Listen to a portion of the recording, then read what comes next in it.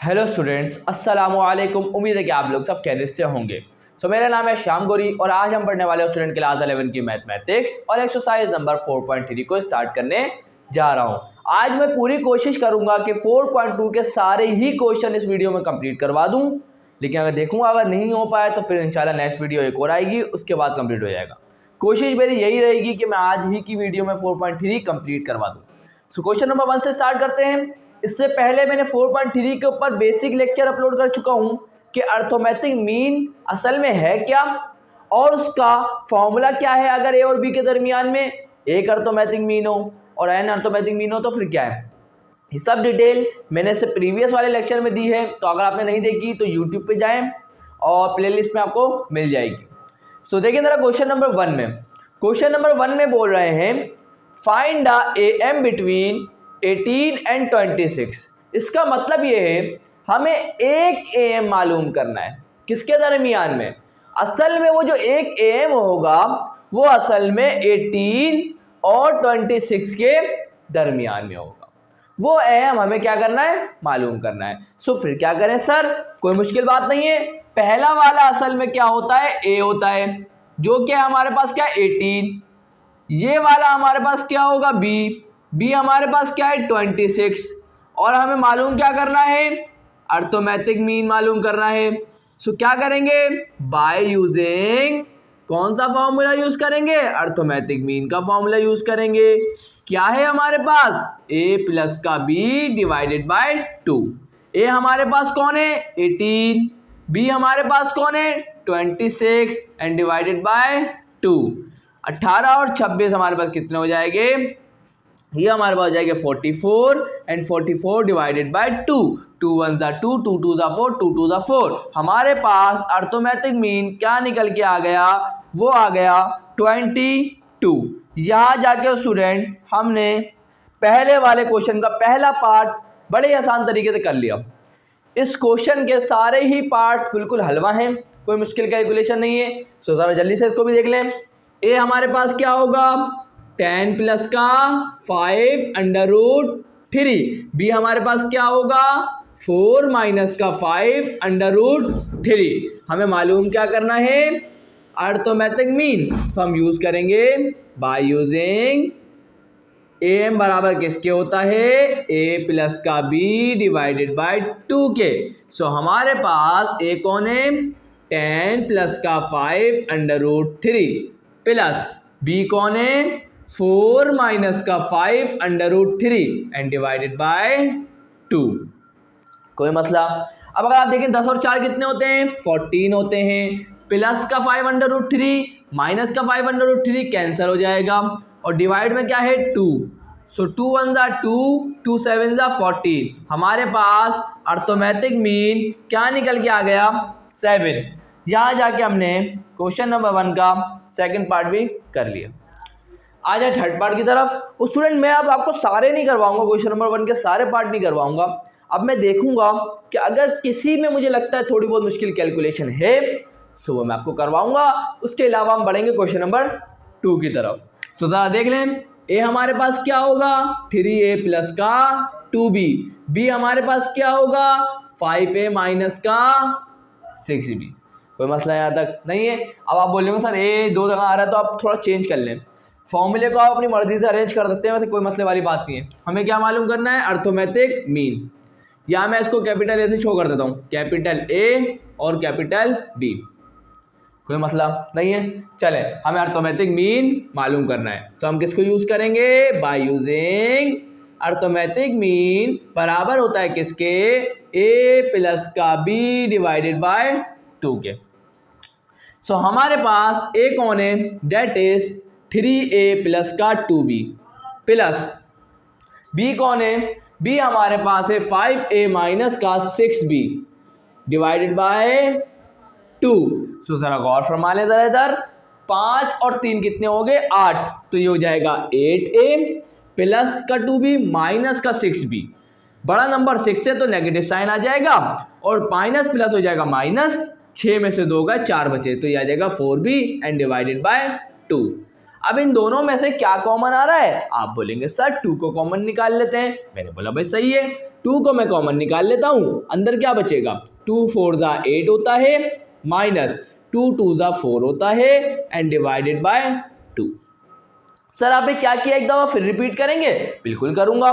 असल में मैंने कोई मुश्किल काम नहीं किया। अगर आप देखें माइनस से पहले 8 है, माइनस के बाद 4 है। मैंने बोला इनमें से क्या चीज़ है जो कॉमन आ सकती है। मैंने बोला ये जो 8 और ये जो 4 है असल में 2 के टेबल में आते हैं। सो मैंने 2 को कॉमन निकाला। अब 2 4 दा क्या होता है 8 प्लस माइनस माइनस 2 2 ज़ा 4, वापिस वही चीज़ आनी चाहिए।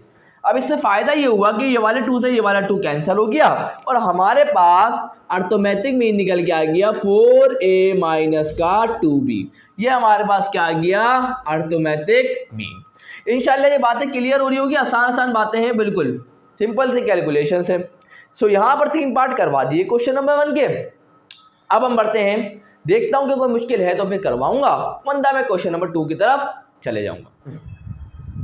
सो स्टूडेंट्स मैंने सोचा कि मैं 2 और करवा देता हूँ और आखिरी वाला जो पार्ट है छठा पार्ट वो आप लोग खुद करेंगे, बहुत इजी है, समझ में आ गया होगा अब तो। चले भाई यहाँ पर अगर आप देखें तो यहाँ पर a की वैल्यू ये रही उतार दी, b की वैल्यू ये रही उतार दी। हमें क्या मालूम करना है, इनके दरमियान का अर्थमेटिक मीन। तो हमने लिख दिया। अब अर्थमेटिक मीन का फॉर्मूला क्या है, बार बार बोलेंगे जब ही याद होगा। तो अर्थमेटिक मीन बराबर होता है a प्लस का b डिवाइडेड बाई 2 के। ए हमारे पास कौन है 5 प्लस का 7 अंडर रूट 5 और आयोटा रूट से बाहर होगा। उसके बाद है प्लस बी हमारे पास कौन है 8 माइनस का 7 under root 5 iota and divided by 2। Plus का 7 अंडर रूट 5 आयोटा और यहाँ माइनस का कैंसिल हो जाएगा और 8 और 5 हो जाएंगे कितने 13 और ये हो जाएगा 13 डिवाइडेड बाय 2। सो ये हमारे पास क्या आ गया अर्थमेटिक मीन निकल के आ गया। अब जरा यहाँ की बात करें। सो ए हमारे पास ये रहा उतार दिया, बी हमारे पास ये रहा, तो बस अर्थमेटिक मीन मालूम करना है। फॉर्मूला हमें पता है अर्थमेटिक मीन बराबर होता है किसके ए प्लस के बी डिवाइडेड बाय 2 के।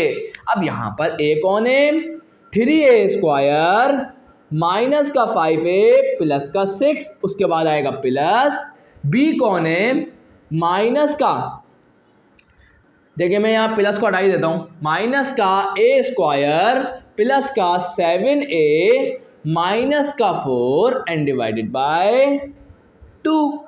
Just solve it you will get your answer.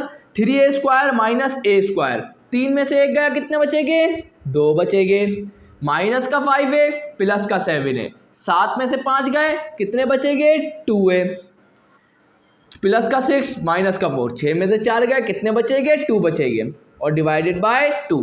तीनों में से 2 को कॉमन ले लें न्यूमरेटर में से। जब मैं 2 को कॉमन लूँगा तीनों में से तो यहाँ क्या बचेगा a स्क्वायर प्लस का a प्लस का 1 एंड डिवाइडेड बाय 2। जिसको ये स्टेप समझ में नहीं आया एक दफ़ा ध्यान से सुन लीजिएगा। कॉमन क्यों लिया, कॉमन इसलिए लिया क्योंकि मैंने देखा प्लस से पहले 2, प्लस के बाद 2 और इसके बाद भी 2, तीनों टर्म, एक टर्म 2 टर्म 3 टर्म, इन तीनों टर्म में से इन तीनों टर्म के पास 2 है। मैंने बोला 2 कॉमन आ सकता है और कॉमन ले लिया मैंने। अब देखें 2 कॉमन लिया है मैंने, सही लिया है कि नहीं लिया, बहुत आसान है चेक करना। इस 2 को इस ब्रैकेट से मल्टीप्लाई करें। अगर इस 2 को जब आप इस ब्रैकेट से मल्टीप्लाई करेंगे और आपको अगर यही चीज़ वापस मिल जाती है इसका मतलब आपने कॉमन सही लिया है। क्लियर, आसान सी बात बता दी। 2 से 2 कैंसिल हो गया और हमारे पास अर्थमेटिक मीन निकल के आ जाएगा a स्क्वायर प्लस का a प्लस का 1। यहाँ जाके हमने इस क्वेश्चन को भी हल कर लिया। इंशाल्लाह आपको समझ में आ गया होगा कि किस तरीके से इन क्वेश्चंस को करना है। आए हम बढ़ते हैं बड़े ही इंटरेस्टिंग क्वेश्चंस कि अगर a और b के दरमियान में 3 AMs हो, 2 AMs हो, 5 AMs हो, उन्हें कैसे फाइंड आउट करेंगे। देखिए उससे स्टूडेंट उस वक्त भी मैंने बताया था कि एन अर्थमेटिक मीन का फॉर्मूला आप अप्लाई मत करिएगा क्योंकि वो ज़रूरत ही नहीं है, आपको अपने बेसिक कॉन्सेप्ट से ही अपना काम कर लेंगे। सो आए बढ़ते हैं क्वेश्चन नंबर 2 की तरफ। सो यहाँ स्टूडेंट्स आप लोगों के सामने आ चुका है क्वेश्चन नंबर 2। बड़ा इंटरेस्टिंग क्वेश्चन है और सुन ले मेरी बात को ध्यान से। अब क्वेश्चन नंबर 2 के अंदर, क्वेश्चन नंबर 3 के अंदर, question number 4 and question number 5 ये सारे के सारे सेम ही हैं, सिर्फ फर्क ये होगा कैलकुलेशंस का। मैं आपको 3 सवाल करवाऊंगा, क्वेश्चन नंबर 2 करवा रहा हूं, क्वेश्चन नंबर 3 करवाऊंगा, क्वेश्चन नंबर 4 करवाऊंगा, लेकिन क्वेश्चन नंबर 5 आप खुद करेंगे। और इंशाल्लाह मैं बोल रहा हूं ना कि 3 जब मैं आपको करवा दूंगा ना, सेम चीजें वो आपके दिमाग में बैठेंगी और आप फौरन क्वेश्चन नंबर 4 इजीली कर पाएंगे। समझ में आ गई? क्वेश्चन नंबर 2 में बोल रहे हैं इंसर्ट 3 AMs बिटवीन 3 and 11। हमने सुन लिया बात को, उसके मुताबिक बोल क्या रहा है, वो बोलना ये चाह रहा है कि 3 और 11 के दरमियान में कितने AM से? 3 AM से, पहला AM, दूसरा AM और तीसरा AM। सो असल में कुछ इस तरीके से आपको सीक्वेंस देखने को मिलेगी। 3 और 11 के दरमियान में कितने AMs नजर आ रहे हैं? 3 AMs नजर आ रहे हैं। ये भी बात समझ में आ गई सर। अब क्या करें, हमें इन तीनों AMs को ही तो मालूम करना है। सर कैसे करेंगे? बहुत आसान है। मुझे ज़रा ये बताएं कि जो ये A1 है ये हमें कब मिलेगा? आप बोलेंगे सर बहुत आसान सी बात है, ये जो सीक्वेंस है असल में ये क्या होनी चाहिए? AP। जब भी तो इसके अंदर अर्थमेटिक मीन निकल रहा है ना। बिल्कुल सही बात है। ये सीक्वेंस क्या है? AP। AP की खास बात क्या है? आप बोलेंगे सर AP की खास बात ये है, हर अगले आने वाली टर्म में पिछले वाली टर्म के अंदर एक खास नंबर को ऐड किया जाता है और उसके बाद नेक्स्ट टर्म मिलती है। सर ये बात हमें समझ में नहीं आई तो मैं आपको समझा देता हूँ। फॉर एग्जांपल हमारे पास ये सीक्वेंस है 1, 3, 4, 5। चलें रोक दी। अब अगर आप इसमें गौर करें ये AP है। क्यों AP है? इसकी वजह ये है हर अगले आने वाले टर्म एक खास नंबर के ऐड होने पे मिल रही है। सर कैसे? तो वजह देख लें। जब मैं 1 के अंदर 1 को ऐड करता हूं तो मिलता है 2 के अंदर जब मैं 1 को ऐड करता हूं तो मिलता है 3 के अंदर जब मैं 1 को ऐड करता हूं तो मिलता है 4 और 4 के अंदर 1 को ऐड करता हूं तो मिलता है क्या है? 5। तो मतलब ये सीक्वेंस एक खास नंबर के ऐड होने से आगे बढ़ रही है। ये भी तो सीक्वेंस AP है। अब मुझे क्या चाहिए? A1। सो A1 कब मिलेगा? आप बोलेंगे सर A1 जब मिलेगा जब मैं पिछले वाली टर्म और असल में ये हमारे पास क्या होगा? A और ये हमारे पास क्या होगा? B। सबसे पहली वाली टर्म को हम क्या बोलते हैं? A और सबसे लास्ट वाली टर्म को हम AM के अंदर क्या बोलते हैं? B। सो जब मैं A के अंदर ऐड करूंगा किसको? खास नंबर को। और हम लोग अर्थमेटिक सीक्वेंस के अंदर, अर्थमेटिक प्रोग्रेशन के अंदर उस खास नंबर को क्या नाम देते हैं? कॉमन डिफरेंस का नाम देते हैं और जिसको हम डिनोट करते हैं D से। इसका मतलब मुझे A1 चाहिए, सो मैं पहली वाली टर्म के अंदर उस खास नंबर मतलब कॉमन डिफरेंस को ऐड कर दूंगा। और इसी तरीके से जब मुझे A2 चाहिए होगा तो फिर मैं क्या करूंगा? उसके बाद में A2 चाहिए होगा तो क्या करूंगा? A1 के अंदर, क्योंकि सेकंड टर्म कौन है? A1। सो A1 के अंदर ऐड कर दूंगा उस खास नंबर मतलब कॉमन डिफरेंस को। सो मुझे A2 भी मिल जाएगा। और A3 के लिए क्या करूंगा? A2 के अंदर ऐड कर दूंगा उस खास नंबर को। सो A3 मिल जाएगा। समझ में आ गई ना बात? बिल्कुल समझ में आ जानी चाहिए, बड़े मजे से समझ में आनी चाहिए। अब क्या करें सर? सुनते जाइएगा। इसका मतलब हमें अगर A1, A2, A3 मालूम करना है तो उसके लिए हमें क्या पता होना चाहिए? हमें A का पता होना चाहिए और हमें कॉमन डिफरेंस का पता होना चाहिए। अगर आप सवाल में देखें सो A तो हमें पता है और B हमें पता है। सो A तो पता है, A का मसला तो हल हो गया। A का मसला क्या हो गया? हल हो गया। लेकिन सर D कहाँ से लाएं? कॉमन डिफरेंस कहाँ से लाएं? सो ये इंपॉर्टेंट चीज़ है जो मैं आपको समझाने जा रहा हूँ कि कॉमन डिफरेंस कैसे निकालेंगे। कॉमन डिफरेंस निकल गया, काम आसान हो गया। सो इसको नोट करें, मैं मिटाई देता हूँ, उसके बाद मैं आपको सही तरीके से करवाता हूँ। सब स्टूडेंट प्रॉपर तरीके से काम करेंगे बिल्कुल, क्योंकि आपको एग्जाम में भी बिल्कुल एग्जैक्ट इसी तरीके से काम करना होगा। सो जरा गौर फरमा लें। सबसे पहले आप क्या लिखेंगे? लेट, मान लेते हैं कि A1, A2, A3 ये बी द 3 AMs। ये असल में कौन है? 3 AMs है। किसके दरमियान के? बिटवीन 3 और 11 के दरमियान के, अकॉर्डिंग टू द क्वेश्चन। चलें, यही हमें मालूम करने भी है। अब हमने क्या बोला? देन। अब सीक्वेंस किस तरीके की दिखेगी? वो हमें दिखेगी 3 पहले आएगा, उसके बाद 3 AMs बिटवीन में आ गए और 11 आ गया। अब ये क्या होना चाहिए? आपको पता है, अगर ये क्या होनी चाहिए? सीक्वेंस AP में होगी तो RN AP। सो हमें पता है क्या करेंगे। अब देखें, हेयर हमारे पास क्या क्या गिवन है, आपको तो पता है पहला वाला जो होता है वो हमारे पास क्या होता है ए। सो ए हमारे पास क्या गिवन है, असल में हमारे पास 3 गिवन है। एंड चले एंड को छोड़ें, और ये हमारे पास क्या होगा बी, ये हमारे पास क्या होगा बी, और बी असल में कौन है, असल में ये 5वीं टर्म है। समझ में आई बात, ये बी असल में कौन है, 5वीं टर्म है। सर आपको कैसे पता, गिनने जरा, पहली टर्म, दूसरी टर्म, तीसरी टर्म, चौथी टर्म और ये 5वीं टर्म।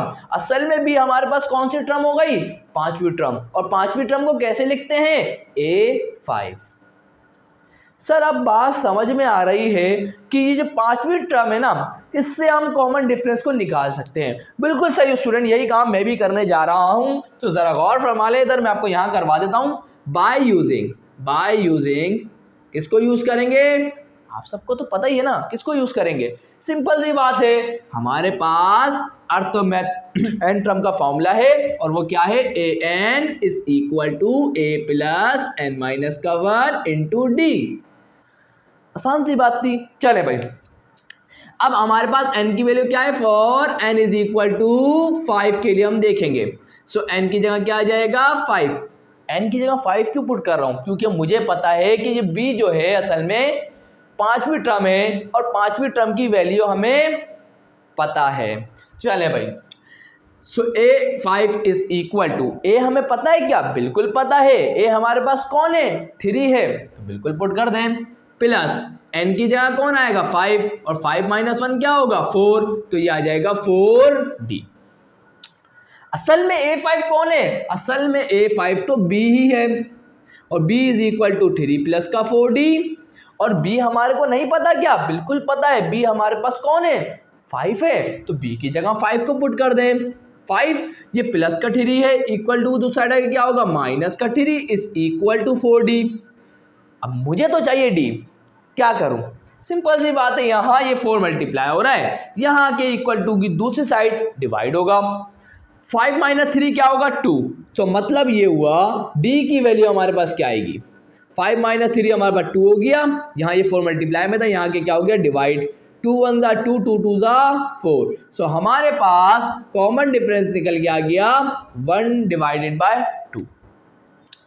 समझ में आई ना बात। अब हमारे पास a भी है, अब हमारे पास कॉमन डिफरेंस भी है। सो हम लोग क्या a1 a2 a3 को मालूम नहीं कर सकते क्या, बिल्कुल कर सकते हैं, तो बिल्कुल करेंगे। a1 हमारे पास किसके बराबर होता है, a प्लस डी के, तो मैं यहाँ लिखता हूँ, ये याद रखिएगा, मैं मिटा रहा हूँ, सही है ना, मुझे तो याद है लेकिन आप लोग याद रखिएगा, क्लियर, कोई मसला नहीं है। तो मैं डी को थोड़ा सा अलग करके लिख देता हूँ, तो हमारे पास डी की वैल्यू क्या आई है, डी हमारे पास आया 1 डिवाइडेड बाई 2, इसको ब्रैकेट में कर डब्बे में कर देता हूँ। चले भाई, अब क्या करें सर, हम जानते हैं क्या लिखते हैं हम लोग, as we know that A1 बराबर होता है, A1 बराबर होता है किसके, A प्लस के D के, कोई मसला नहीं है यहाँ पर। चले भाई, सो A1 हमारे पास किसके बराबर आ जाएगा, A1 is equal to, A हमारे पास कौन है 3 है, कॉमन डिफरेंस कितना आया 1 डिवाइड बाई 2, आंसर क्या आ जाएगा। भाई आगे देखें जरा स्टूडेंट, अब जरा ध्यान से सुनिएगा मेरी बात, मैंने देखा है बहुत सारे स्टूडेंट्स को यहीं आके मसला होता है, उन्हें समझ में नहीं आता आगे करें क्या। तो स्टूडेंट अगर आप यहाँ देखें, गौर फरमाएं जरा, यहाँ पर आपके सामने कितनी टर्म्स मौजूद हैं, पहले क्या आप मुझे ये बात बता सकते हैं, बिल्कुल बता पाएंगे इंशाल्लाह। अगर आप यहाँ देखें, ये एक टर्म हो गई और ये दूसरी टर्म, ये एक टर्म और ये दूसरी टर्म, समझ में आ रही है बात, 2 टर्म है। अब ऐसी कंडीशन में जब आपको 1 2 या 3 4 जितने भी टर्म दिखाई दें, हमारी कोशिश ये होती है उन्हें एक टर्म बना दिया जाए, क्या बना दिया जाए, उसे एक टर्म बना दिया जाए।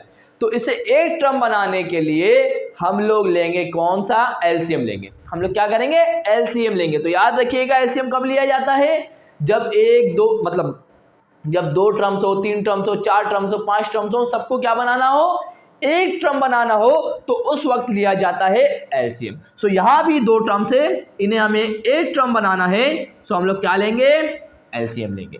सो जरा गौर फरमा लें, इस 3 के डिवाइड में कुछ नहीं है तो क्या होगा 1 होगा।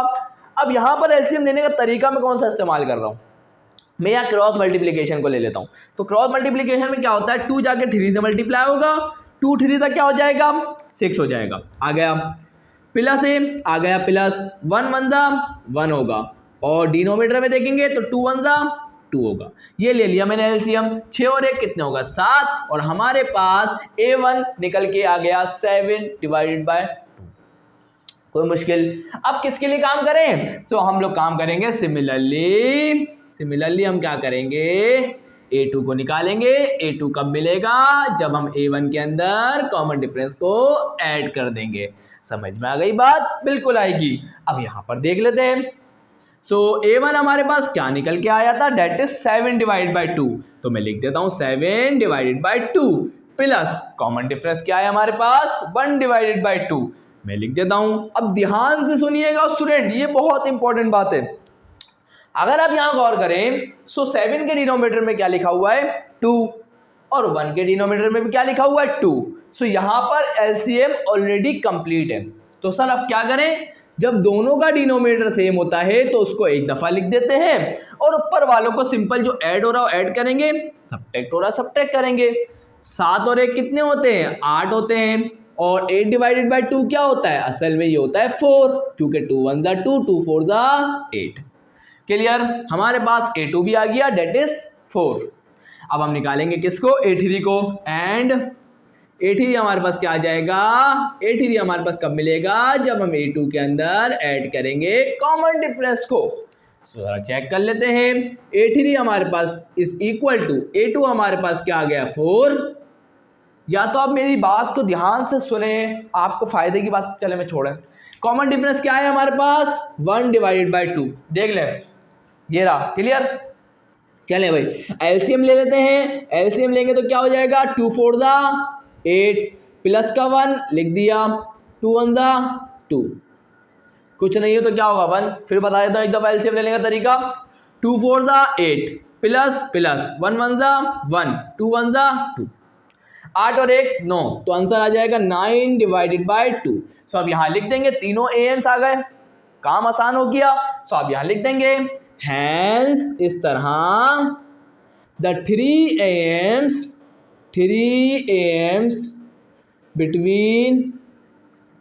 बिटवीन किसके दरमियान के AMs मालूम करें, 3 और 11 के। तो बिटवीन 3 एंड 11 आर कौन कौन से हैं, first one is 7 divided by 2, second one is 4, and the third one is 9 divided by 2।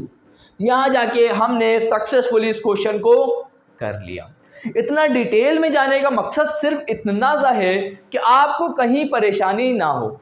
अब मैं आपको 2 क्वेश्चन ऐसे ही करवा रहा हूँ ताकि आपका कॉन्सेप्ट और मजीद क्लियर हो, लेकिन कैलकुलेशन आपको थोड़ी तेज़ी से करनी होगी, बाकी सब तो आसानी है। क्लियर, तो आए बढ़ते हैं क्वेश्चन नंबर 3 की तरफ।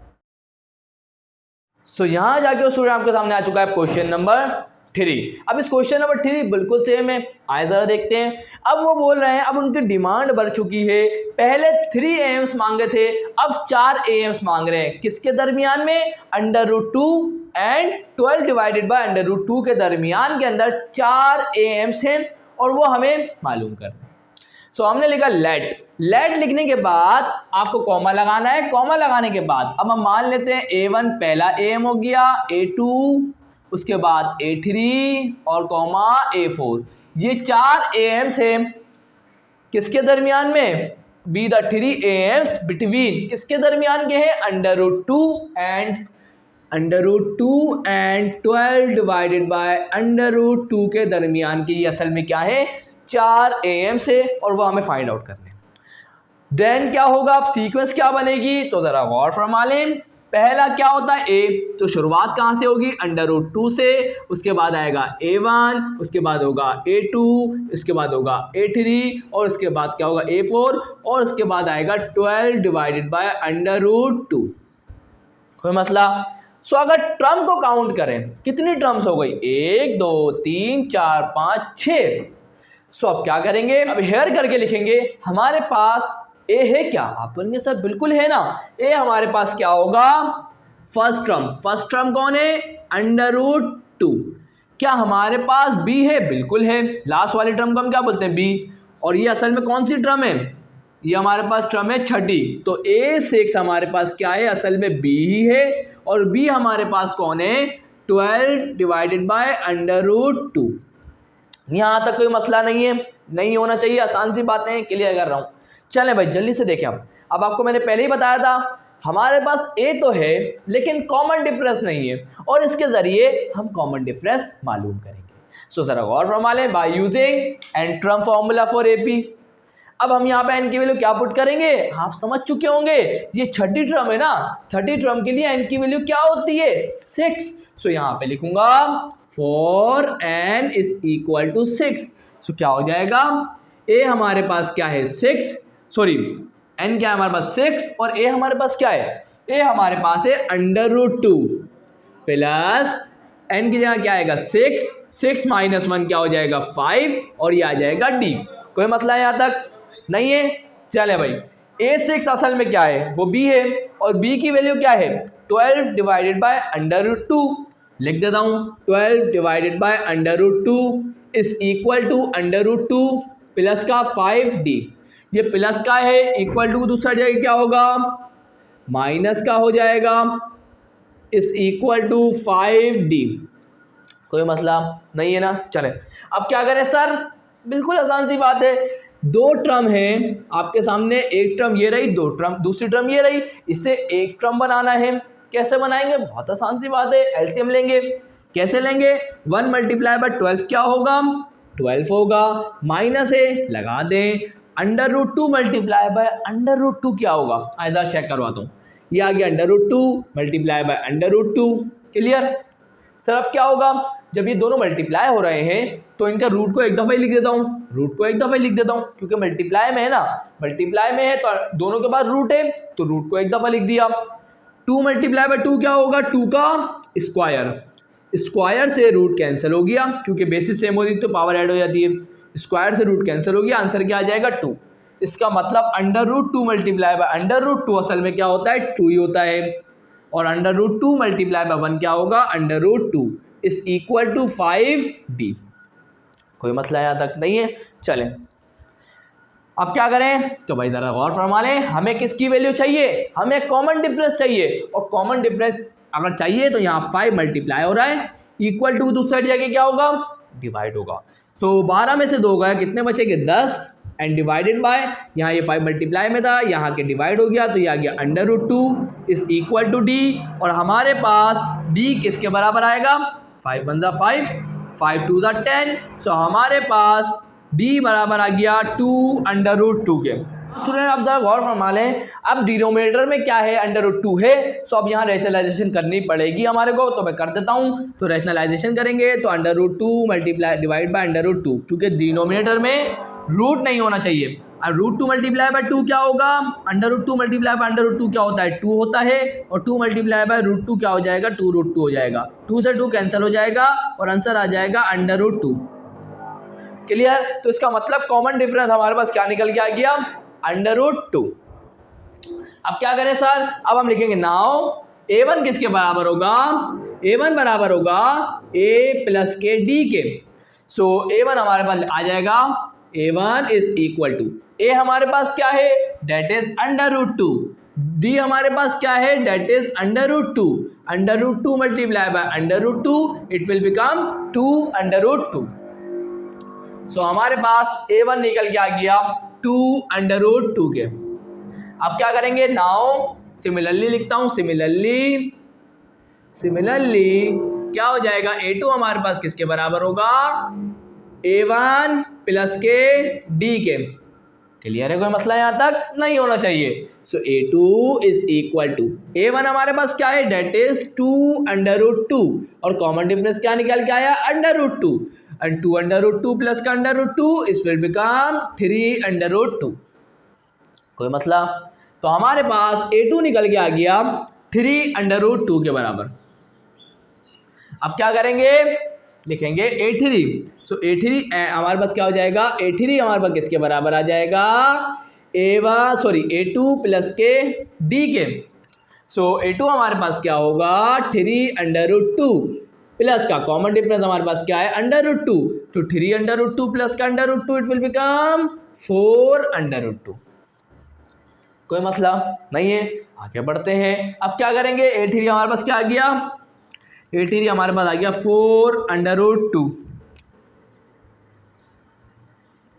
चले आगे बढ़ते हैं। अब क्या लिखेंगे, एंड a4 हमारे पास क्या आ जाएगा, एंड a4 हमारे पास कब मिलेगा, जब मैं a3 के अंदर कॉमन डिफरेंस को ऐड कर दूंगा।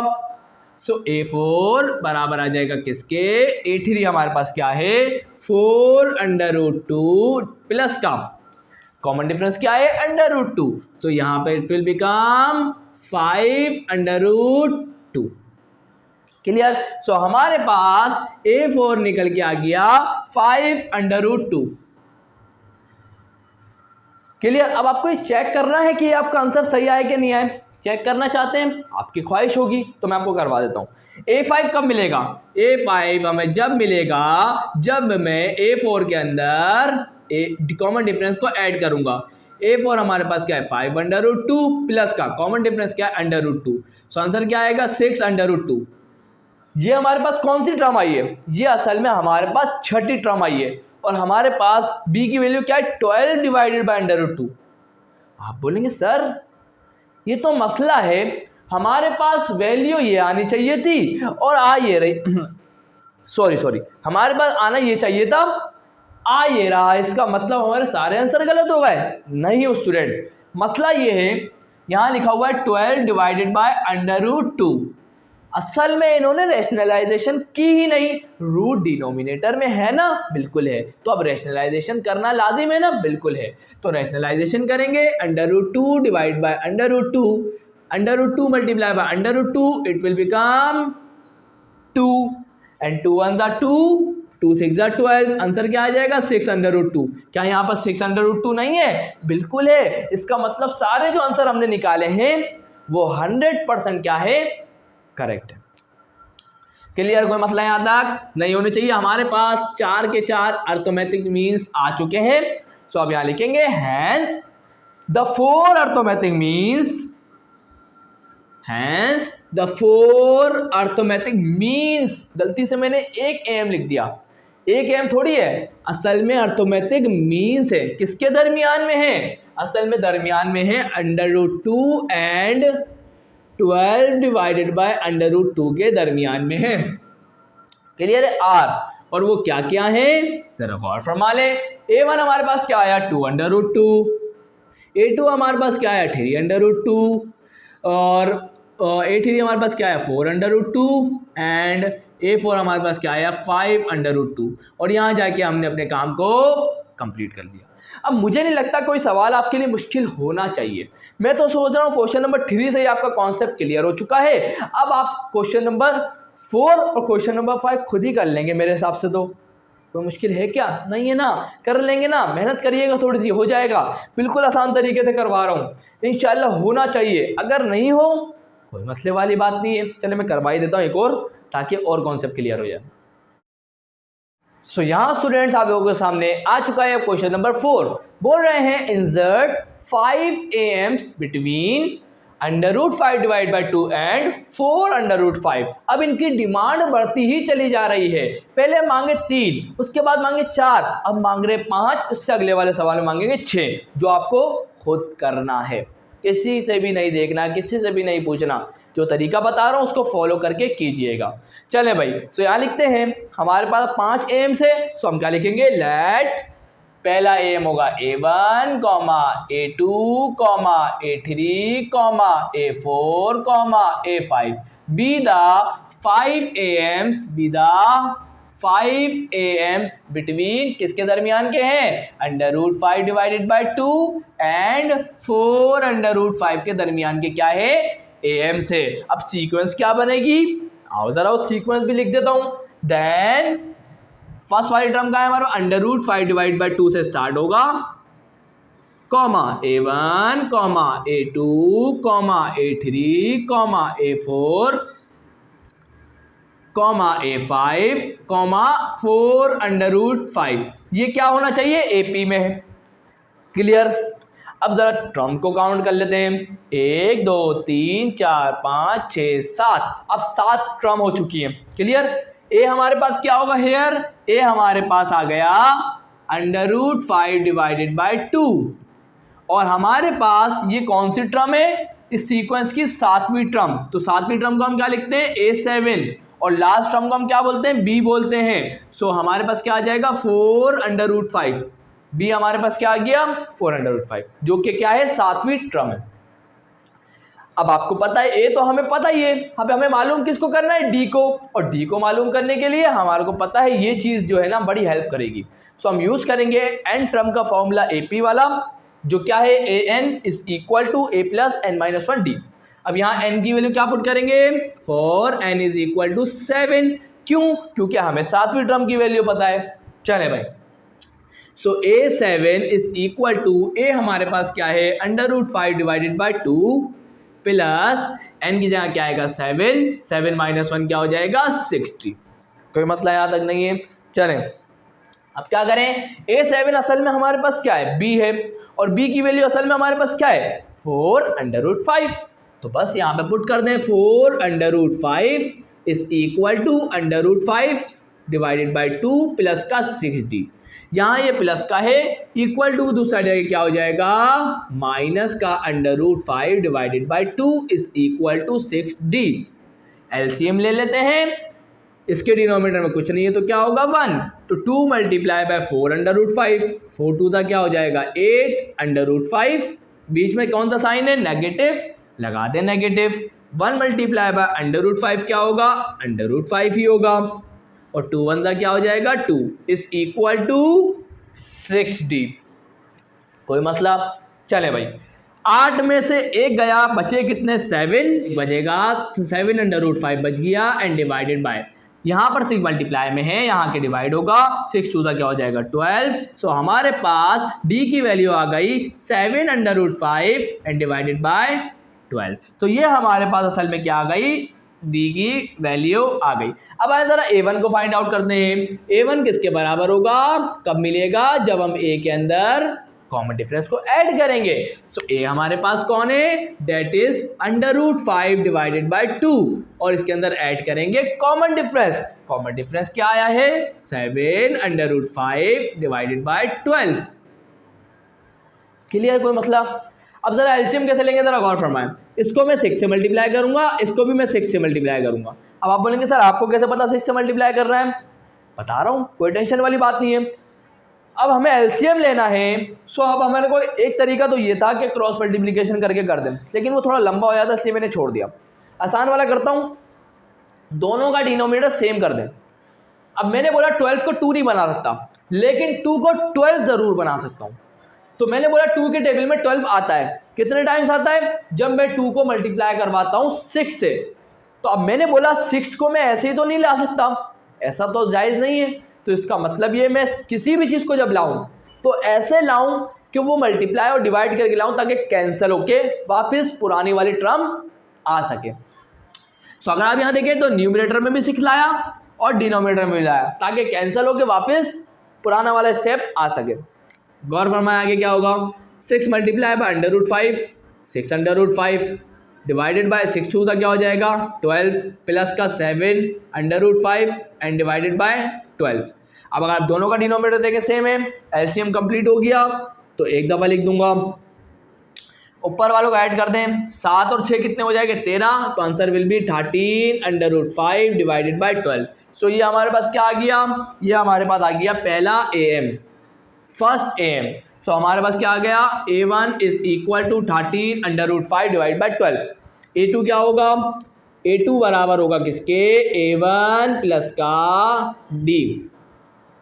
A1 कौन है, A1 हमारे पास आया 13√5 डिवाइडेड बाई 12 प्लस का कॉमन डिफरेंस हमारे पास क्या आया, date is 7√5 divided by 12।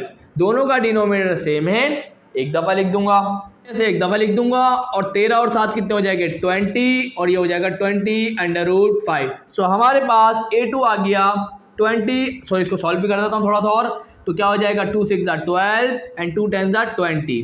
Clear. इसको फर्दर सॉल्व करते हैं तो 2 3 ज़ा 6 एंड 2 5 ज़ा 10. सो answer will B 5√5 divided by 3. कोई मसला देख लें, नोट कर लें, कोई मसला नहीं है। चले भाई, हो गया। सो हमारे पास A2 निकल के आ गया 5√5 एंड डिवाइडेड बाय 3. अब आगे बढ़ते हैं। अब निकालेंगे A3 को। A3 कब मिलेगा? जब हम A2 के अंदर कॉमन डिफरेंस को ऐड कर देंगे। A2 हमारे पास क्या आया? 5√5 डिवाइडेड बाय 3 प्लस का कॉमन डिफरेंस क्या है हमारे पास? 7√5 डिवाइडेड बाय 12. अब आपको बता दूं एलसीएम लेने का तरीका तो मैं आपको सिखा चुका हूं। अब 3 को 4 बनाना है तो 3 को मल्टीप्लाई करूंगा 4 से और न्यूमरेटर को भी मल्टीप्लाई करूंगा 4 से। तो क्या हो जाएगा? 5 4 का क्या हो जाएगा? 20√5 एंड डिवाइडेड बाय 12 प्लस का 7√5 एंड डिवाइडेड बाय 12. दोनों का डिनोमिनेटर सेम है। 12 को क्या करूंगा? एक दफ़ा लिख दूंगा, लिख दिया। 20 और 7 कितने हो जाएंगे? 27. तो ये हो जाएगा 27√5. सॉल्व करें इसको तो क्या हो जाएगा? 3 4 ज़ा 12, 3 9 ज़ा 27. आंसर आ जाएगा 9√5 डिवाइडेड बाय 4. सो ये हमारे पास क्या आ गया? A3. सही है, क्लियर। अब बात करते हैं A4 की। A4 कब मिलेगा? जब मैं A3 के अंदर कॉमन डिफरेंस को ऐड करूंगा। सो A3 हमारे पास क्या आया है? 9√5 डिवाइडेड बाय 4. कॉमन डिफरेंस क्या आया है? 7√5 डिवाइडेड बाय 12. सॉल्व करते हैं। सो क्या हो जाएगा? दोनों का डिनोमिनेटर सेम करना है तो 4 3 ज़ा 12, ऊपर भी 3 से मल्टीप्लाई करेंगे। 9 3 का क्या हो जाएगा? 27. सो 27√5 डिवाइडेड बाय 12 प्लस का 7√5 डिवाइडेड बाय 12. दोनों का डिनोमिनेटर सेम हो चुका है तो इसको एक दफ़ा लिख दूंगा। और 27 और 7 ये कितने हो जाएंगे? ये हो जाएगा 34. तो 34√5. क्लियर। इसको सॉल्व कर सकते हैं तो कर लें, वैसे तो हाँ कर तो सकते हैं। 2 6 ज़ा 12, 2 1 ज़ा 2 1, इसको दिया 2 7 ज़ा 14. सो हमारे पास आंसर आ गया 17√5 डिवाइडेड बाय 6. तो ये हमारे पास कौन आ गया? A4. क्लियर। अब बात करें A5 की। सो A5 हमारे पास क्या आ जाएगा? A4 प्लस का कॉमन डिफरेंस। इसको तो मैं रफ कर दूं। चले भाई जरा गौर फरमाए, क्या हो जाएगा? A4 हमारे पास आया 17√5 डिवाइडेड बाय 6 प्लस का कॉमन डिफरेंस है 7√5 डिवाइडेड बाय 12. दोनों का डिनोमिनेटर सेम करना है तो इसको 2 से मल्टीप्लाई करूंगा 6 को, और इसको भी ऊपर से भी 2 को मल्टीप्लाई करूंगा। 17 2 का क्या हो जाएगा? 34. और 34 के अंदर 7 को ऐड करेंगे तो 34 और 7 कितने हो जाएंगे? 41. सो ऊपर आ जाएगा 41√5 और डिनोमिनेटर में क्या आ जाएगा? 12. सो हमारे पास A5 निकल के आ गया 41√5 डिवाइडेड बाय 12. सो यहाँ लिख देते हैं hence the 5 AMs between √5 divided by 2 and 4√5 are क्या क्या होंगे? सबसे पहला हमारे पास आ गया 13√5 डिवाइडेड बाय 12, कॉमा दूसरा हमारे पास क्या आ गया? 5√12. सो ये हमारे पास आंसर आ चुका है स्टूडेंट। यहाँ जाके स्टूडेंट हमने इस क्वेश्चन को कंप्लीट कर लिया। बाकी दो सो यहाँ स्टूडेंट मैं आप लोगों को क्वेश्चन नंबर 6 भी करवा रहा हूँ, 7 भी करवा रहा हूँ। मैंने बोला आज के आज पूरी एक्सरसाइज ही कंप्लीट हो जाए तो कितनी अच्छी बात होगी। चलें भाई, यहाँ लिखा हुआ है अगर ए 5 and 8 आर 2 AMs, क्या है? AMs है दोनों, between C and D, C और D के दरमियान के AMs है। तो शायद हमसे ये बोल रहे हैं कि C और D बता दे, शायद मैं आगे लिखना भूल गया हूँ तो आप लोग देख लीजिएगा। मतलब हमें C और D को क्या करना है? मालूम करना है। अब हम क्या करेंगे? सबसे पहले हम लिखेंगे सॉल्यूशन, और सॉल्यूशन लिखने के बाद हम लिखेंगे late A1, A2 be the AMs between किसके दरमियान के AM से? असल में ये C और D के दरमियान के AM से। And the A1 and A2 are A1 and A2 are क्या है असल में 5 and 8। असल में हमारे को A1 और A2 तो पता है, क्लियर सी बात है ना। तो अब हम क्या लिख सकते हैं, देन क्या हो जाएगा भाई, तो देन हमारे पास सीक्वेंस क्या आ जाएगी, हम लिख देंगे किसके दरमियान के, सी और डी के दरमियान के, तो सी लिखूंगा। उसके बाद पहला AM आएगा डेट इज 5, दूसरा AM आएगा डेट इज 8 और लास्ट हमारे पास क्या है डी। तो इसका मतलब ये हमारे पास क्या होगी, सीक्वेंस होगी, ये सीक्वेंस होगी भाई। अब हमें क्या करना है, हमें तो सी और डी को मालूम करना है, कोई मसला यहाँ तक नहीं है। अब ध्यान से मेरी बात को सुनिएगा, जब मैं A1 को मालूम करने जाता था, तो मैं कैसे करता था, तो जरा गौर फरमाइएगा स्टूडेंट। A1 असल में क्या है, सेकंड टर्म, और सेकंड टर्म कैसे आई थी, सेकंड टर्म कब मिलती है, सेकंड टर्म हमें जब मिलती है, ये सीक्वेंस तो AP होगी क्योंकि अर्थमेटिक मीन्स है। सो सेकंड टर्म हमें कैसे मिलती है, अगर सीक्वेंस अर्थमेटिक प्रोग्रेशन हो तो कैसे मिलेगी, पहली वाली टर्म के अंदर हमें खास नंबर को ऐड करते हैं, सो हमें उससे अगले वाली टर्म मिल जाती है। सो इस कंडीशन में फर्स्ट टर्म कौन है, डेट इज सी। तो मैं सी के अंदर जब कॉमन डिफरेंस, AP के अंदर जो खास नंबर होता है, फिक्स नंबर होता है, उसे हम क्या बोलते हैं, कॉमन डिफरेंस। तो जब उसको ऐड करते हैं तो हमें A1 मिल जाता है। हमें C मालूम करना है, A1 हमें सवाल में गिवन है और D हम मालूम कर लेंगे अभी। तो अगर हमें A1 और D पता चल जाते हैं तो हम C बता सकते हैं। और इसी तरीके से सेम लाइक दैट, अगर मुझे A2 चाहिए होता है, अब यहाँ मुझे क्या चाहिए, हाँ D चाहिए, मुझे क्या चाहिए D। तो मैं D को कैसे हासिल करूँगा, बहुत आसान है। मैं D को कैसे हासिल करूँगा, जब मैं 8 के अंदर खास नंबर को ऐड करूँ जिसे हम बोलते हैं कॉमन डिफरेंस, तो मुझे मिल जाएगा D। समझ में आ रही है कोई बात, कोई मसला यहाँ तक नहीं है। सिंपल सी बातें मैं आपको और एक्सप्लेन कर दूंगा, तो आपको टेंशन लेने की ज़रूरत नहीं है, सिंपल सा काम करेंगे, कोई टेंशन आप लोगों को नहीं लेनी। यहाँ तक हो गया काम, टेंशन फ्री हो जाए। कॉमन डिफरेंस मालूम करते हैं, चलें भाई कॉमन डिफरेंस मालूम करते हैं। सो कॉमन डिफरेंस हमारे पास क्या हो जाएगा, कॉमन डिफरेंस हमारे पास क्या हो जाएगा स्टूडेंट, कॉमन डिफरेंस को हम D से डिनोट करते हैं, लेकिन यहाँ पर D पहले से ही मौजूद है, जिस वजह से मैं कॉमन डिफरेंस को D नहीं बोल सकता, तो मैं D कॉम्प्लीमेंट बोल देता हूँ, कोई मसला यहाँ तक नहीं है। चले भाई, अब हमें D कॉम्प्लीमेंट मिलता कैसे है, आइए सर गौर करवाता हूँ आपको। AP में आपको पता है कॉमन डिफरेंस कैसे निकालते हैं, हम क्या करते हैं, सेकेंड टर्म में से फर्स्ट टर्म को माइनस करते हैं। लेकिन मसला ये है, यहाँ पर तो सेकेंड टर्म तो पता है लेकिन फर्स्ट टर्म का पता नहीं है, इसका मतलब कॉमन डिफरेंस नहीं निकल पाएगा। दूसरा तरीका भी तो है ना कि हम थर्ड टर्म में से सेकंड टर्म को माइनस कर दें, जब भी हमें कॉमन डिफरेंस मिल जाएगा, बीच में कोई भी लगातार आने वाली दो टर्म्स हो तो हमें पता चल सकता है कॉमन डिफरेंस। सो यहाँ पर मैं क्या करूँगा, थर्ड टर्म में से माइनस कर दूंगा सेकंड टर्म को, सो मुझे वो फिक्स नंबर मिल जाएगा। तो हमारे को मिल जाएगा A3 में से अगर मैं माइनस कर दूंगा A2 को, तो मुझे क्या मिल जाएगा, कॉमन डिफरेंस मिल जाएगा। तो A3 हमारे पास कौन है, 8, A2 हमारे पास क्या है 5, 8 माइनस 3 5 क्या हो जाएगा 3, कॉमन डिफरेंस मिल गया। अब हमें मालूम करते हैं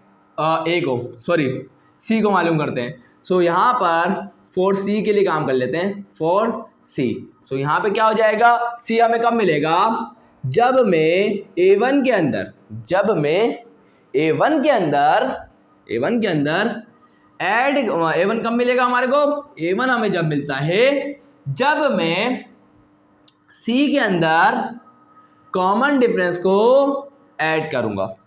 सो जरा गौर फरमा लें, A1 हमारे पास क्या गिवन है सवाल के अंदर, that is 5 is equal to C हमारे पास क्या गिवन है, हमें मालूम करना है, और D कॉम्प्लीमेंट हमने क्या निकाला, 3 निकाला। ये प्लस का 3 है, इक्वल टू दूसरा जाएगी क्या होगा, माइनस का 3, और 5 माइनस 3 क्या हो जाएगा, 2 हो जाएगा। इस तरीके से हमने C को मालूम कर लिया और हम खुश हो गए।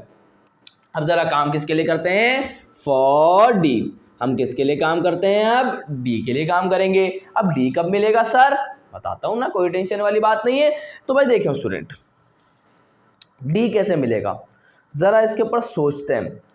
हमें पता है ये असल में क्या है, ये असल में हमारे पास क्या है, A2 है ना। ये हमें कब मिलेगा, डी हमें जब मिलेगा जब मैं सेकेंड अर्थमेटिक मीन के अंदर कॉमन डिफरेंस को ऐड कर दूं। कैसे पता चला, जरा फिर गौर करवाता हूं ना। 8 के बाद 8 असल में क्या है, सेकेंड अर्थमेटिक मीन। हमारे पास थर्ड टर्म है, इससे आगे वाली टर्म चाहिए। ये तो सीक्वेंस एपी है ना, तो क्या होता है अगली आने वाली टर्म क्या होती है, उसमें फिक्स नंबर ऐड होता है। सो ये हमारे पास A2 है। इस A2 के अंदर जब मैं उस खास नंबर कॉमन डिफरेंस को ऐड करूंगा तो मुझे सेकेंड अगली टर्म मिल जाएगी। अगली टर्म कौन है, डेट इज D। तो D कब मिलेगा, जब मैं सेकेंड अर्थमेटिक मीन के अंदर ऐड करूंगा कॉमन डिफरेंस को। चलें, सो D हमें मालूम करना है। सेकेंड अर्थमेटिक मीन हमारे पास 8 गिवन है, कॉमन डिफरेंस हमारे पास 3 गिवन है। 8 और 3 हो जाएंगे 11। इसका मतलब डी हमारे पास क्या आ गया, 11। और यहाँ जाके हमारा काम स्टूडेंट कंप्लीट हो गया और हम खुश हो गए। और इस तरीके से ये क्वेश्चन कंप्लीट होता है। कोई मुश्किल क्वेश्चन था नहीं था ना, बिल्कुल आसान था। सो आया बढ़ते हैं क्वेश्चन नंबर 7 की तरफ, और वो इस वीडियो का लास्ट क्वेश्चन होगा। सो यहाँ स्टूडेंट्स आप लोगों के सामने आ चुका है अब क्वेश्चन नंबर 7।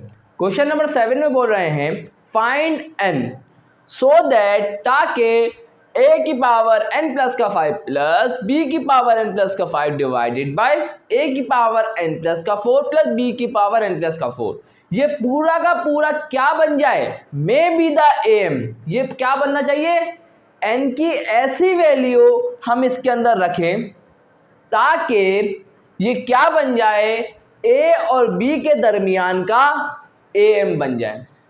ये हमसे कहना चाह रहा है। फॉर एग्जाम्पल हमें पता है अगर a और b हमारे पास है, सो a और b के दरमियान में अगर एक am है, सो हम चाहते ये हैं कि जो a और b के दरमियान में ये जो है ना स्टेटमेंट जो इन्होंने दी हमारे को, ये क्या बन जाए, a और b के दरमियान का am बन जाए। अब मेरी बात को बहुत ध्यान से सुनिएगा। क्या हमने एक ऐसा फॉर्मूला नहीं बनाया कि अगर a और b के दरमियान में एक am हो, a और b के दरमियान में अगर एक am हो तो उसे कैलकुलेट करने का क्या फॉर्मूला है। आप बोलेंगे सर a और b के दरमियान में अगर एक am होता है तो उसके लिए फॉर्मूला होता है a प्लस का b डिवाइडेड बाय 2। इसका मतलब ये है कि अगर हमारे पास a और b के दरमियान में एक m है तो वो इसके बराबर होगा। तो इसका मतलब ये है, अगर हम इसको इसके बराबर, क्योंकि बोल रहा है ना कि ये के पूरा का पूरा क्या बनना चाहिए, am a और b के दरमियान का, और हमें पता है a और b के दरमियान का जो am होता है असल में वो तो ये होता है। तो इसका मतलब ये इसके बराबर होना चाहिए। ये क्या होना चाहिए, इसके बराबर a plus B divide by 2 के बराबर आना चाहिए। तो उसके लिए हमें यहाँ पर n की क्या वैल्यू रखनी चाहिए कि जैसे ही हम n की यहाँ वैल्यू रखें वो वाली कि और ये बन जाइए।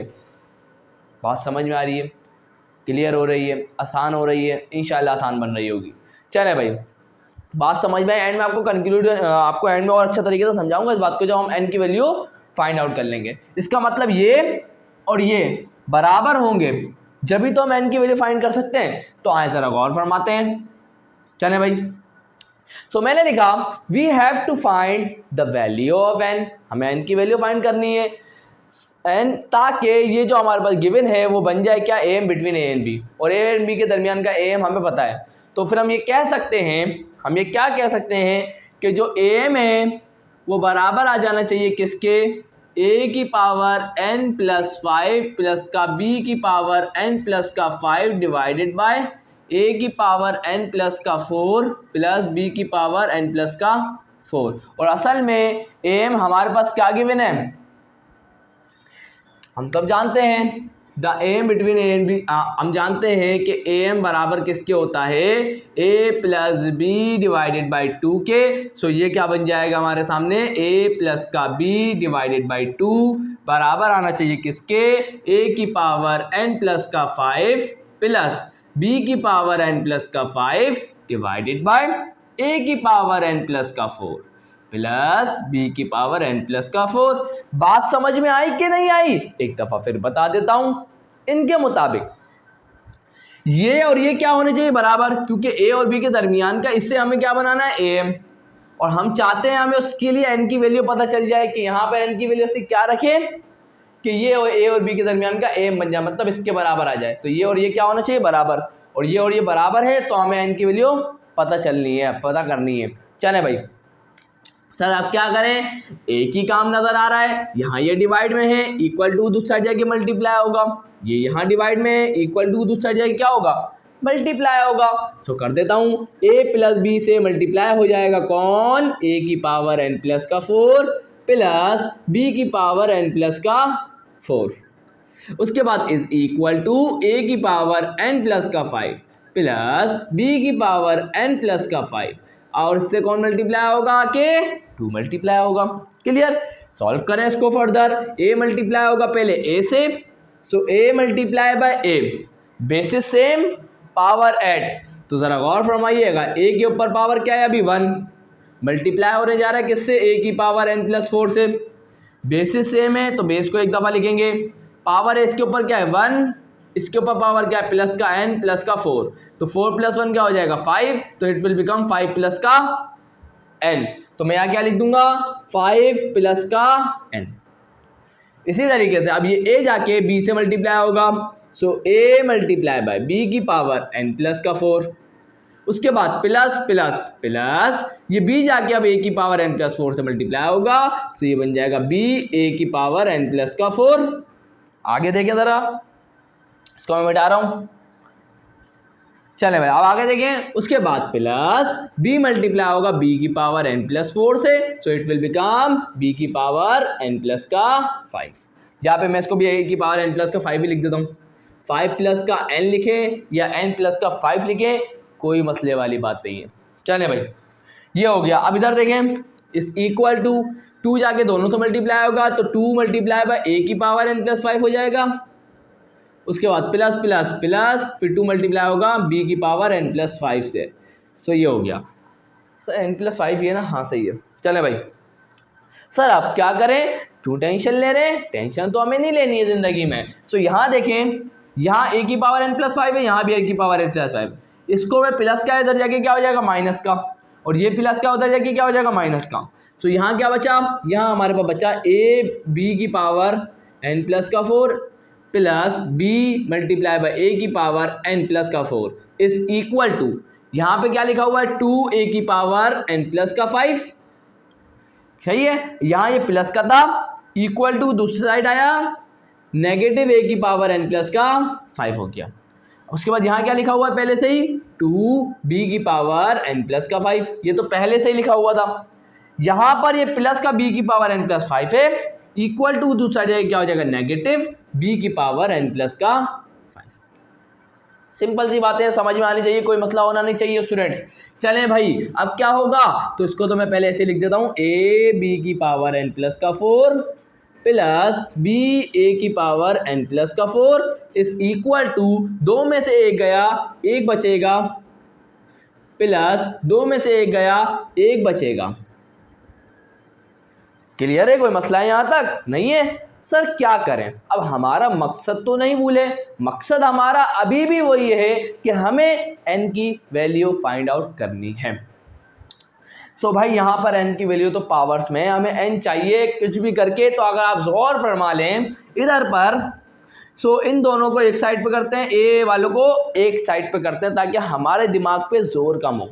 सो ज़रा गौर फरमाइएगा, यहाँ ये प्लस का भी इधर आके क्या हो जाएगा माइनस का, तो a b की पावर n प्लस का 4, ये प्लस का था इधर आके क्या हो गया माइनस का, कोई मसला, इस इक्वल टू, ये पहले से ही यहीं पर a की पावर n प्लस का 5, ये तो पहले से ही यहीं पर है, ये प्लस का था, इक्वल टू दूसरी साइड जाके क्या हो जाएगा माइनस का, b मल्टीप्लाई बाय a की पावर n प्लस का 4। सर आपने ऐसा क्यों किया, आपको कैसे पता ऐसा करना है, तो असल में स्टूडेंट सिंपल सी बात है, अगर आप गौर करें तो b के ऊपर भी पावर है, इस वाले b के ऊपर भी पावर है, तो मैंने बोला इन दोनों b के ऊपर पावर है तो इन दोनों में से कुछ ना कुछ कॉमन तो निकल सकता है, और इसी तरीके से इस a के ऊपर भी पावर है और इस a के ऊपर भी पावर है, मैंने इनको एक साइड पे करा ताकि इनमें से भी कुछ कॉमन निकाल सकूं। समझ में आ रही है ना बात ऐसा करने की। चलें स्टूडेंट मैं आपको एक और काम करवाता हूँ, जरा गौर फरमाएं आगे जरा। अब मैं क्या करता हूँ स्टूडेंट्स, देखें जरा इधर। अब हमें कॉमन निकालना है, लेकिन कॉमन निकालने से पहले मैं कुछ आपके लिए आसानी करना चाहता हूँ, तो जरा गौर फरमाएं। मैं लगता हूँ पहले ए लिख दिया, उसके बाद यहाँ बी बिल्कुल लिख दूंगा, बी की पावर n+4 मैंने लिख दिया। उसके बाद क्या है माइनस, मैंने लिख दिया माइनस। उसके बाद क्या है बी की पावर n+5। क्या मैं इसको ऐसे नहीं लिख सकता, बी की पावर n+4 और इंटू बी? क्या मैं इसको ऐसे लिख सकता हूं? आप एग्री करते हैं इस बात से? आप बोलेंगे सर क्या बात कर रहे हैं, बिल्कुल एग्री करेंगे। क्यों नहीं करेंगे एग्री? बिल्कुल एग्री करेंगे। क्यों? क्योंकि आपको तो पता है अगर आपके पास एक बी हो उससे मल्टीप्लाई हो एक और बी का स्क्वायर, तो दोनों ये भी है ये भी है, दोनों की बेस क्या है सेम। सो अब इस बी के ऊपर पावर क्या है 1, तो जब मल्टीप्लाई हो रहे हो दोनों की अगर बेसिस सेम हो तो इनकी पावर को क्या करते हैं ऐड करते हैं, तो 1 + 2 क्या हो जाएगा 3। इसी तरीके से यहाँ दोनों बी क्या है, इन दोनों की बेसिस सेम है और दोनों क्या हो रहे हैं मल्टीप्लाई हो रहे हैं, तो पावर क्या होगी ऐड। इस बी के ऊपर पावर क्या होगी 1, सो n+4 + 1 क्या हो जाएगा n+5, वापिस ये आ जाएगा। चले भाई समझ में आ गई बात, क्लियर है। आगे बढ़ते हैं। इस इक्वल टू, आगे जरा गौर फरमाएं, a की पावर n+5 को क्या मैं ऐसे नहीं लिख सकता, a की पावर n+4 इंटू a। आप बोलेंगे सर अभी तो समझाया, बिल्कुल लिख सकते हैं। उसके बाद आएगा माइनस b a की पावर n+4। अब आपको समझ में आया मैंने ऐसा क्यों किया? समझ में नहीं आया तो कोई टेंशन वाली बात नहीं है, अभी दिखा देता हूं मैंने ऐसा क्यों किया। चले भाई अब जरा गौर फरमाएं, माइनस से पहले एक टर्म है, माइनस के बाद एक टर्म है, इन दोनों टर्म में कॉमन क्या आ रहा है? आप बोलेंगे सर माइनस से पहले है b की पावर n+4, माइनस के बाद भी है b की पावर n+4, ये तो कॉमन आ रहा है। तो मैंने बोला कॉमन लेते हैं ना, क्यों छोड़ें कॉमन को, तो मैंने लिया b की पावर n+4 को दोनों टर्म में से कॉमन। अंदर क्या बचा, यहाँ पे बचेगा सिर्फ a, उसके बाद आएगा माइनस, ये b की पावर n+4 तो चले गया, सिर्फ बचा b की पावर 1 लिखने की जरूरत नहीं है क्योंकि पता ही है सबको b के ऊपर पावर क्या होगी 1। अब इधर आ जाए, अब इधर गौर फरमाएं तो माइनस से पहले a की पावर n+4 और माइनस के बाद a की पावर n+4 दोनों के पास है, कॉमन निकाल लेते हैं। सो a की पावर n+4 को कॉमन निकालेंगे, अंदर क्या बचा a, उसके बाद है माइनस, उसके बाद क्या है b। बहुत खुश हो गए भाई हम तो। चलें अब क्या करें सर, कोई मसले वाली बात नहीं है, जरा गौर फरमा लें। इधर ये यहाँ मल्टीप्लाई हो रहा है इससे a - b, यहाँ के क्या होगा डिवाइड, इक्वल टू दूसरी साइड आगे, और यहाँ ये b की पावर n+4 a - b से क्या हो रहा है मल्टीप्लाई, इक्वल टू दूसरी साइड जाके क्या होगा डिवाइड। तो जरा गौर फरमा लें क्या हो जाएगा a - b अपनी जगह पर, ये यहाँ पर यह वाला a का b इधर आके क्या हो गया डिवाइड, इस इक्वल टू a की पावर n+4 अपनी जगह पर है, ये b की पावर n+4 यहाँ मल्टीप्लाई में था, यहाँ क्या क्या हो गया डिवाइड हो गया। कोई मसला यहाँ तक नहीं है, खुश है, बिल्कुल बिल्कुल खुश रहना है आप लोगों को। ये दोनों सेम टर्म्स नहीं है। आप बोलेंगे सर ये भी a- का भी है और डिनोमिनेटर में भी a- का भी है, कैंसिल कर देते हैं ना, कैंसिल करेंगे तो आंसर क्या 0 आएगा, नहीं ना 1 आएगा। तो यहाँ पे क्या लिख दूंगा 1, चले मैं बिल्लू से करता हूँ, क्या लिख दूंगा 1 इज इक्वल टू, और दोनों के ऊपर क्या पावर सेम नहीं है, a के ऊपर भी n+4 है पावर और b के ऊपर भी पावर n+4 है, क्या मैं इसके होल पावर नहीं बना सकता? बिल्कुल बना सकता हूं। तो मैं लिखूंगा a/b और इसकी पावर n+4। सर करना क्या चाह रहे हैं, बात समझ में नहीं आ रही है, सर गौर से सुनिएगा स्टूडेंट। अब हमें क्या करना था, हम करना क्या चाह रहे हैं कब से, हम कब से चाह रहे हैं कि हमें n की वैल्यू मिल जाए। तो अगर आप यहाँ गौर करें इस वक्त, अब जो n की जो हमें जिसको मालूम करना है, n को मालूम करना है, वो पावर में आ रहा है। तो जब भी किसी चीज़ को हमें मालूम करना हो और वो पावर में हो तो अपने दिमाग में फ़ौरन घंटी बजाइएगा कि आपको इक्वल टू से पहले और इक्वल टू के बाद बेस को सेम करना पड़ेगा। मतलब ये अभी यहाँ पर बेस कौन है, यहाँ पर जो बेस है वो है a/b। सो आपको लेफ्ट हैंड साइड पे भी बेस को क्या करना पड़ेगा a/b। तो मैं क्या लिख देता हूँ, यहाँ लिख दूंगा a/b is equal to a/b की पावर n+4। लेकिन सुनते जाइएगा, ऐसा नहीं कि आपने कर दी बस, नहीं, क्या ये देखिए a डिवाइड बाई बी, यहाँ पे तो क्या है आंसर 1, ये 1 के बराबर कभी आएगा क्या? कभी भी नहीं आएगा स्टूडेंट। इसका मतलब ये हम अपनी मर्जी से कुछ नहीं कर सकते। लेकिन अगर मैं एक काम करूं, अगर मैं इस a डिवाइड बाई बी के ऊपर पावर क्या रख दूं 0, पावर क्या रख दूं 0, और मुझे एक बात पता है किसी भी नंबर के ऊपर, किसी भी वेरिएबल के ऊपर पावर 0 आ जाए वो बराबर होता है किसके? 1 के। तो इसका मतलब ये जो पूरी चीज़ है वो किसके बराबर होगी? 1 के। अब सही है, अब कोई मसले वाली बात नहीं है। अब इक्वल टू से पहले और इक्वल टू के बाद बेस क्या हो गई? सेम हो गई। सो इसका मतलब अब हम इनकी पावर को क्या ले सकते हैं? इक्वल। नाउ सो क्या हो जाएगा? हम कह सकते हैं कि n प्लस का 4 बराबर होगा किसके? 0 के, और n किसके बराबर आ जाएगा?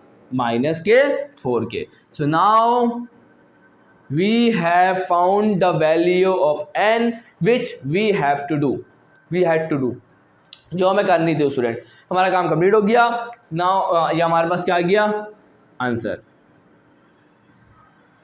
कोई मसला यहाँ तक? यहाँ जाके आज की एक्सरसाइज कंप्लीट होती है। लेकिन आप बोलेंगे सर अभी भी बात समझ में नहीं आई। अब इस जो n की वैल्यू हमने निकाली है, ज़रा इसको इस स्टेटमेंट में पुट तो करें, क्या ये a plus B divide by 2 देगा भी कि नहीं? आज ज़रा चेक कर लेते हैं। यहाँ पर n की वैल्यू क्या पुट करेंगे? According to this -4। सो a की पावर -4 प्लस का 5 प्लस b की पावर -4 प्लस का 5 एंड डिवाइडेड बाय a की पावर -4 प्लस 4 प्लस b की पावर -4 प्लस 4। ज़रा इसको सॉल्व करें। 5 में से 4 का 1 बचेगा, 5 में से 4 का 1 बचेगा, -4 प्लस 4 0, और किसी भी नंबर के ऊपर या वेरिएबल के ऊपर पावर 0 हो 1 के बराबर होता है। -4 प्लस 4 0, b की पावर 0 किसके बराबर होगा? 1 के। So answer will be a plus B divided by 2। अरे यार ये तो वही बात है, असल में ये तो a और b के दरमियान का क्या बन गया? ये क्या बन गया? am। तो हमें n की वैल्यू क्या निकाली है? बिल्कुल सही निकाली है। यही तो करना था, n की वैल्यू फाइंड करनी थी, ताकि ये जो है a और b के दरमियान का क्या बन जाए? अरिथमेटिक मीन बन जाए। क्लियर? इंशाल्लाह क्लियर हो चुके सारे कॉन्सेप्ट। इसको मिटा रहा हूँ ताकि आपको परेशान ना करे। आपको प्रूफ थोड़ी करना था, आपको सिर्फ n की वैल्यू फाइंड करनी थी, वो हमने कर ली। इससे ज़्यादा कोई काम हमें करने का नहीं बोला था। यहाँ जाके आज की वीडियो एंड करता हूँ। इंशाल्लाह आपको आज की वीडियो से बहुत फ़ायदा हुआ होगा। फ़ायदा हुआ है तो चैनल को ज़रूर सब्सक्राइब करिएगा, वीडियो को लाइक ज़रूर करिएगा और अपने दोस्तों के साथ शेयर करना मत भूलिएगा। सो मिलता हूँ नेक्स्ट वीडियो में, तब तक के लिए अल्लाह हाफिज़।